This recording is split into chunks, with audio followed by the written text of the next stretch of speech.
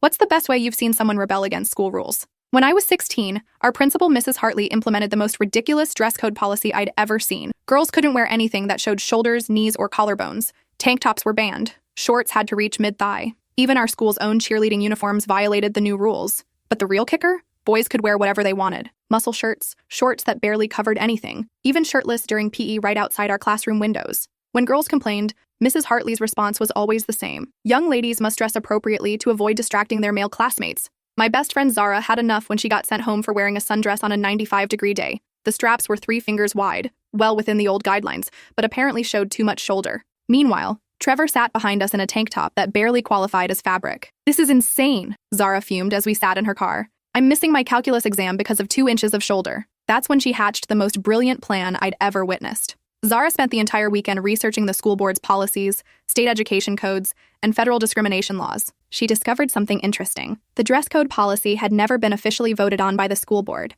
Mrs. Hartley had implemented it unilaterally, which violated district protocol. Monday morning, Zara walked into school wearing the exact same sundress that got her sent home. When Mrs. Hartley spotted her in the hallway, her face turned purple. "Miss Rodriguez, I told you that dress is inappropriate. Report to the office immediately." Zara smiled sweetly. "Actually, Mrs. Hartley, I need to discuss something with you first." She pulled out a thick folder and handed Mrs. Hartley a document. "This is a formal complaint filed with the school board regarding your unauthorized dress code policy. I've also sent copies to the district superintendent and the state's Department of Education." Mrs. Hartley's eyes widened as she scanned the papers. "You see," Zara continued, her voice carrying down the hallway as students gathered to watch, "implementing policy changes without board approval violates District Code 47B. Also, enforcing different standards based on gender constitutes discrimination under Title IX." Mrs. Hartley tried to interrupt, but Zara wasn't finished. "I've documented 47 instances in the past month where boys violated what would be equivalent dress code standards, while girls were punished for similar or less revealing clothing. I have photos, witness statements, and a timeline showing the pattern of discriminatory enforcement." The hallway was packed now. Students were pulling out phones, recording everything. "Furthermore," Zara said, her voice getting stronger, "I've contacted the local news station. They're very interested in a story about a school administrator who thinks girls' shoulders are more distracting than boys' education." Mrs. Hartley's face went from purple to white. "Miss Rodriguez? We can discuss this privately in my office." "No need," Zara replied. "I've also organized a peaceful protest for this Friday. Every girl who's been dress-coded this year will be wearing the exact outfit that got them in trouble. We're calling it Shoulders Out for Education." She turned to address the crowd of students now surrounding them. "Ladies, wear whatever got you sent home. Tank tops, sundresses, shorts that actually fit your body. We're going to show this administration that our education is more important than their obsession with our clothes." The crowd erupted in cheers. Girls were already pulling out their phones, texting, planning. Mrs. Hartley looked panicked. "You can't organize protests on school property. That's against—" "Actually," Zara interrupted, pulling out another document. "Peaceful protest is protected under the First Amendment, and student expression is specifically protected under Tinker v. Des Moines. As long as we're not disrupting the educational environment, we have every right to express ourselves." She paused for effect. "Unlike your dress code policy, my protest is actually legal." Mrs. Hartley tried to grab the folder from Zara's hands, but Zara stepped back. "These are copies. The originals are already with the school board. Oh, and Mrs. Hartley, Channel 7 News will be here Friday morning to cover our peaceful demonstration." With that, Zara walked past Mrs. Hartley toward her first period class, her sundress flowing behind her like a victory flag. But what happened next was even better than any of us could have imagined. The moment Zara disappeared into her classroom, Mrs. Hartley's facade completely crumbled. She stood in the middle of the hallway, clutching Zara's documents with trembling hands while students streamed past her, whispering and pointing. I watched from my locker as she frantically speed-dialed someone on her phone. "This is an emergency," she hissed into the receiver. "I need the school board chairman on the line immediately. We have a situation." By lunch, the entire school was buzzing. Word had spread through every classroom, every lunch table, every corner where students gathered. The group chat Zara created had exploded to over 300 members within 2 hours. Girls were sharing photos of the outfits that had gotten them in trouble, comparing stories of humiliation and missed class time. I found Zara in the library during our free period, surrounded by a mountain of printed documents and legal codes. She looked up when I approached, her eyes bright with determination. "Did you know," she said without preamble,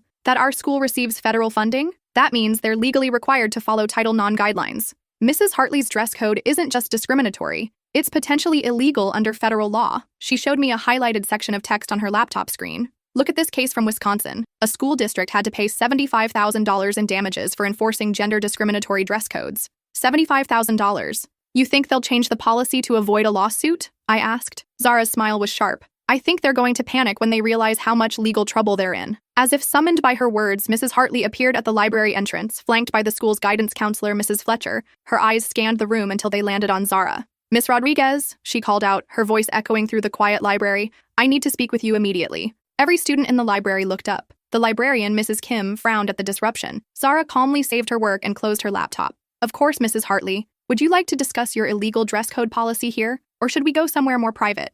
Mrs. Hartley's face flushed red. My office. Now. Actually, Zara said, standing and gathering her documents, I think we should have this conversation in the presence of witnesses. And I'd like to record it for my legal documentation. She pulled out her phone and opened the voice recording app. Mrs. Fletcher, you're welcome to stay as a neutral observer. Mrs. Hartley looked trapped. Students were openly staring now, some pulling out their own phones to record. Fine, Mrs. Hartley snapped. But this conversation is happening in my office, and there will be no recording. Then there will be no conversation, Zara replied smoothly. My lawyer advised me to document all interactions regarding this discrimination case. The word lawyer hit Mrs. Hartley like a physical blow. I watched her face cycle through surprise, fear, and rage before settling on barely controlled panic. You don't have a lawyer, she said, but her voice wavered. Zara smiled and pulled out a business card. Rodriguez and Associates. My uncle specializes in civil rights law. He's very interested in this case. Mrs. Hartley stared at the card like it might explode. I had to bite my lip to keep from laughing. Zara's uncle was indeed a lawyer, but he usually handled divorce cases and traffic tickets. Still, Mrs. Hartley didn't need to know that.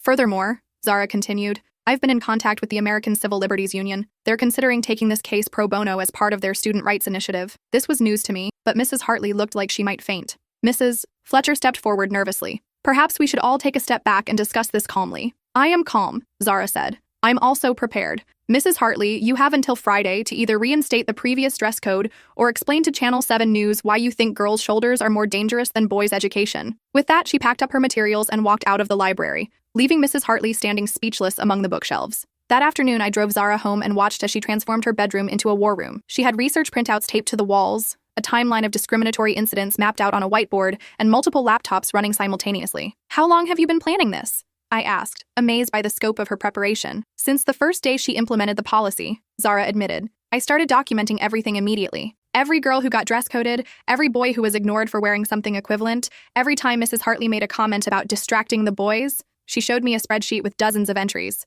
Look at this pattern. Ashley got sent home for wearing a tank top on September 3rd. Same day, Brandon wore a muscle shirt that showed his entire torso. No consequences. Mia got detention for shorts that showed her knees on September 10th. Jeremy wore shorts so short you could see his boxers. Nothing. The data was overwhelming and undeniable. But the real smoking gun, Zara continued, opening another file, was this email. She showed me a printed message from Mrs. Hartley to the faculty. The subject line read, Maintaining appropriate standards for our young ladies. The content was even worse. Mrs. Hartley had written paragraphs about how girls needed to respect themselves and their male classmates by dressing modestly. She emphasized that boys were naturally distracted by female bodies, and that it was girls' responsibility to help boys focus on their education. She sent this to 23 teachers, Zara said. Not one of them reported it as inappropriate. That's 24 school employees complicit in gender discrimination. My stomach twisted as I read the email. This is disgusting. It's also evidence, Zara said grimly. Evidence that the discrimination was intentional and systemic. That evening, my phone rang. It was my older sister, who had graduated from our school 3 years earlier.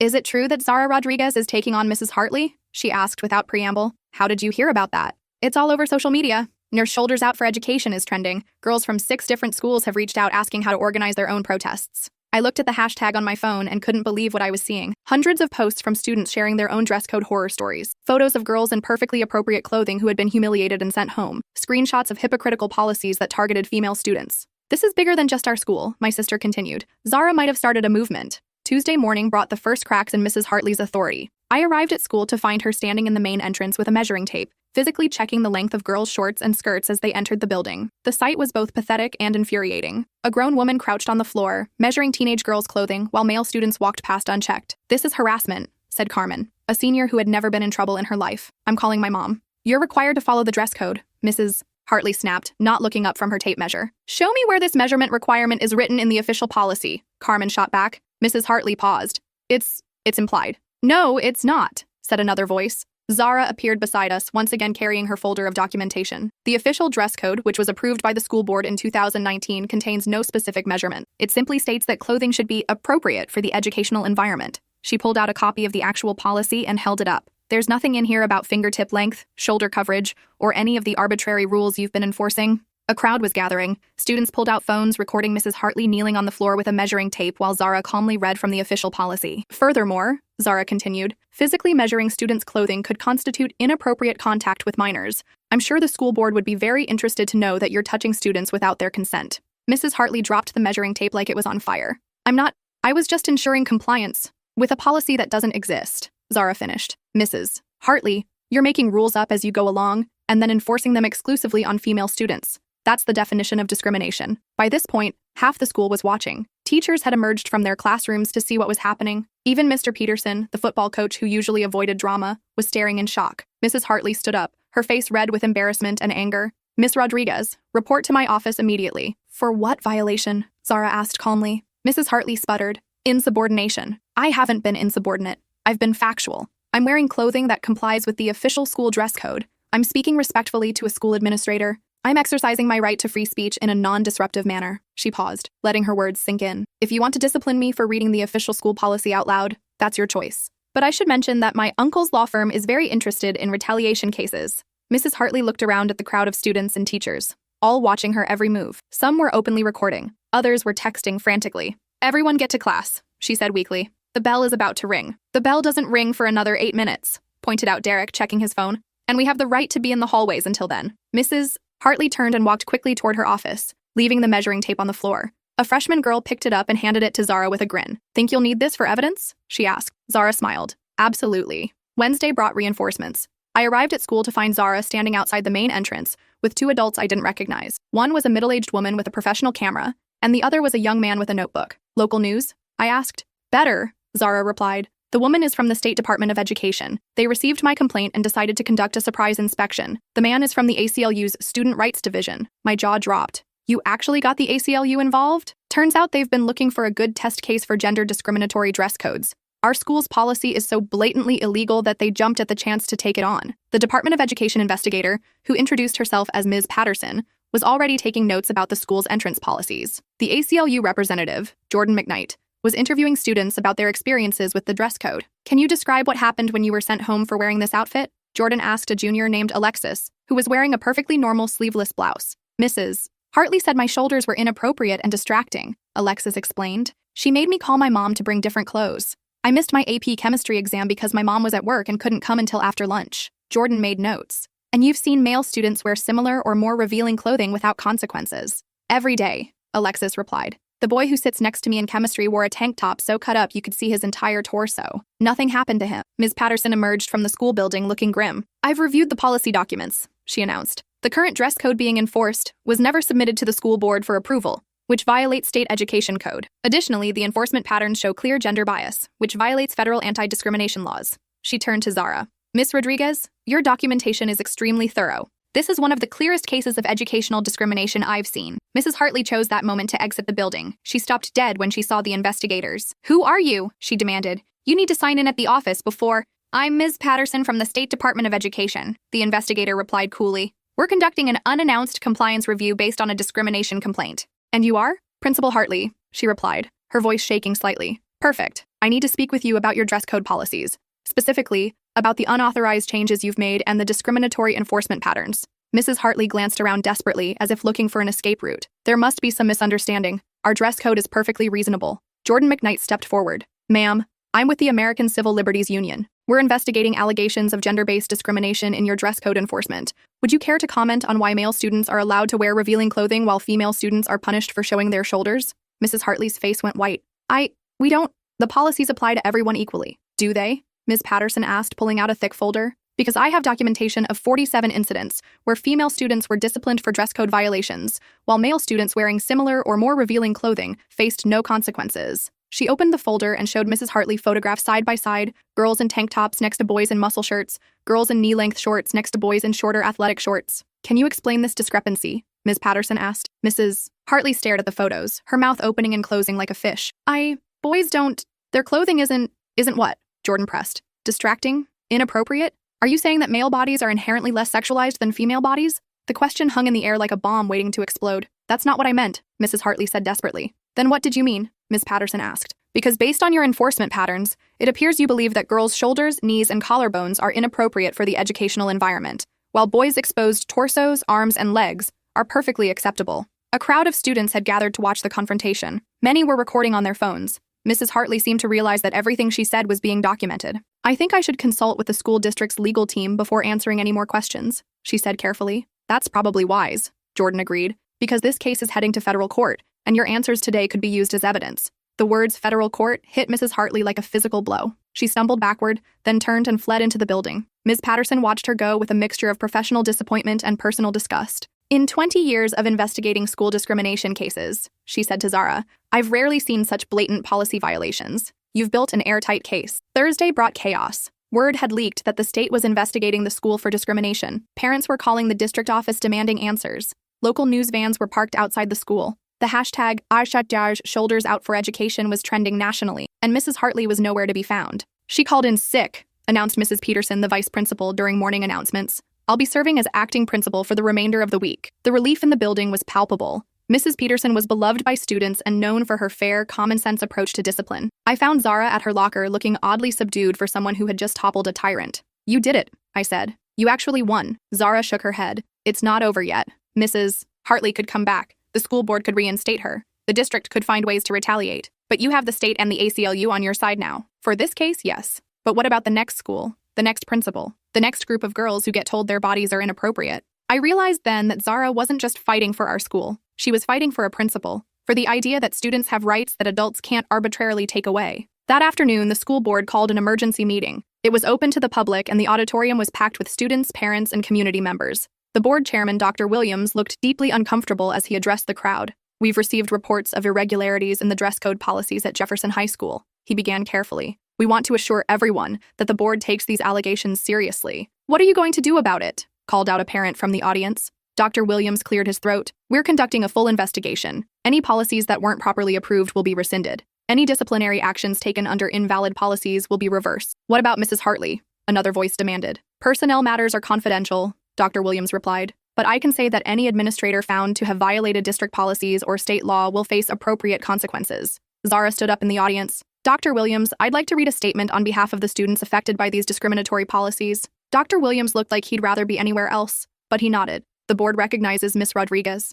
Zara walked to the podium with a confidence that belied her 17 years. She had prepared remarks, but she set them aside and spoke from the heart. "For 3 months, girls at Jefferson High have been told that their bodies are inappropriate for education. We've been measured, inspected, and humiliated. We've missed classes, exams, and opportunities because administrators were more concerned with our clothing than our learning." The auditorium was completely silent. But this isn't just about dress codes. It's about respect. It's about treating students as human beings with rights, not objects to be controlled. It's about recognizing that girls deserve the same educational opportunities as boys, without being told that our very existence is a distraction. She paused, looking directly at the board members. "You have the power to ensure this never happens again, not just in our school, but in every school in this district. You can implement policies that protect students from discrimination. You can require training for administrators on constitutional rights and gender equity. You can make it clear that students' education comes before adults' discomfort with teenage bodies." The applause started slowly, then built to a thunderous crescendo. People were standing, cheering, some wiping away tears. Dr. Williams waited for the noise to die down before responding. "Miss Rodriguez,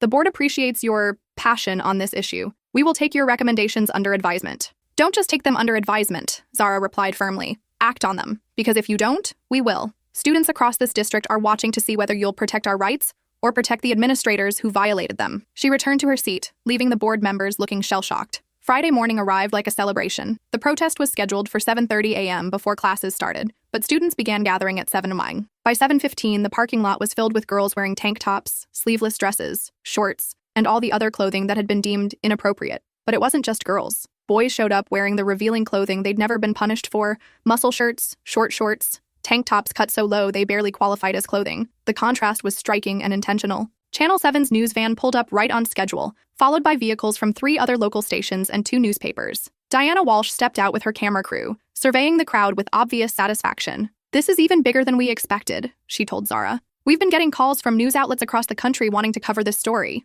The crowd had grown to over 200 students, plus parents, teachers, and community members. Someone had made a banner reading "Education Over Regulation" that stretched across the school's entrance. At exactly 7:30, the main doors opened and Mrs. Peterson emerged. Unlike Mrs. Hartley's hostile confrontations, Mrs. Peterson was smiling. "Good morning, everyone," she called out cheerfully. "I want you to know that effective immediately, Jefferson High's dress code has returned to the board-approved guidelines. Any student disciplined under the unauthorized policy will have those incidents removed from their records." The crowd erupted in cheers. "Furthermore, Mrs. Peterson continued. The district has announced new training requirements for all administrators on student rights and anti-discrimination policies, and I'm pleased to announce that Jefferson High will be hosting a student rights workshop next month, led by the ACLU and featuring Ms. Rodriguez as a student panelist. More cheers, louder this time. Diana Walsh stepped forward with her microphone. Mrs. Peterson, can you comment on Mrs. Hartley's status? Mrs. Peterson's smile became more diplomatic. Mrs. Hartley is no longer employed by this district. I've been appointed as the permanent principal of Jefferson High. The cheers turned into a roar.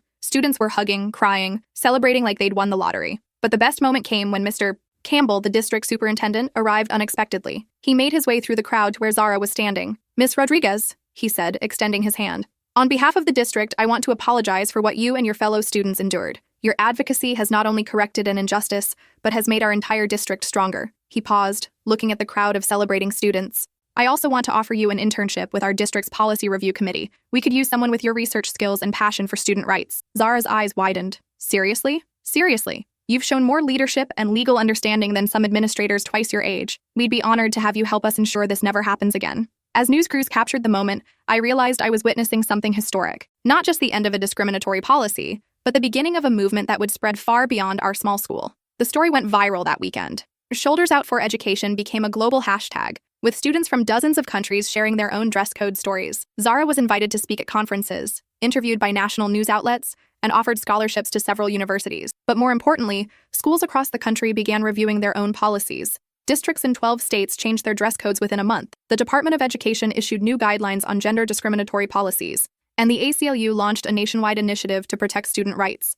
Mrs. Hartley never worked in education again. Last I heard, she was selling real estate in Florida, probably measuring square footage with the same obsessive attention to detail she'd once applied to teenage girls' clothing. 2 years later, when Zara graduated as valedictorian, her speech focused on the power of individual action to create systemic change. They told us we were just students, she said, looking out at the audience. They told us to follow the rules without questioning them. They told us that our education was less important than their comfort with our bodies. She paused, smiling at the crowd. They were wrong. Students have power. We have rights. And when we stand together, we can change the world, one discriminatory policy at a time. The standing ovation lasted 5 minutes. Today, Zara is in her 3rd year at Harvard Law School, specializing in civil rights and education law. She still keeps that original folder of documents as a reminder of what one person with determination and a thorough understanding of the law can accomplish. The school now has a permanent display in the main hallway, featuring photos from the protest, copies of the legal documents, and a timeline of the policy changes that resulted. New students learn the story as part of their orientation. It's a reminder that authority without accountability is tyranny, that students aren't just bodies to be controlled but citizens with rights,